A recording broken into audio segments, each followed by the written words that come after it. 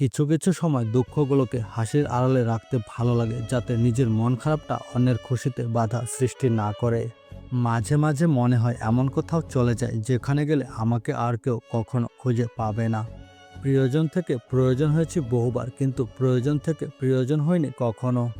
একদিন আমার বাড়ির সামনে ভিড় জমবে শুধুমাত্র আমাকে শেষবারের মতো দেখার জন্য। আমি এতটাই বোকা যে মানুষের অভিনয়কে ভালোবাসা ভেবে নিই। কিছু কষ্টের পরিমাণ এতই বেশি হয় যে প্রকাশ করা যায় না, কাউকে বোঝানো যায় না, শুধু নীরবে অশ্রুজল ফেলতে হয়। কিছু মানুষ কখনো কারো আপন হয়ে উঠতে পারে না, তারা শুধুমাত্র সবার প্রয়োজনে সীমাবদ্ধ। সারা জীবন একটাই আফসোস থেকে যাবে, যাকে সবটা দিয়ে ভালোবাসলাম তাকে পাওয়া হলো না। প্রতিটি মানুষই স্বপ্ন দেখে, কারো স্বপ্ন সত্যি হয়, আবার কারোটা রাতের অন্ধকারে হারিয়ে যায় দূর অজানায়। রাত গভীর হওয়ার সাথে সাথে কারো চোখে ঘুম বাড়ে, আবার কারোর চোখে জল বাড়ে। নিজের মন খারাপ থাকলে নিজেই ঠিক করতে হয়, কারণ আমি ছাড়া আর কেউ নেই।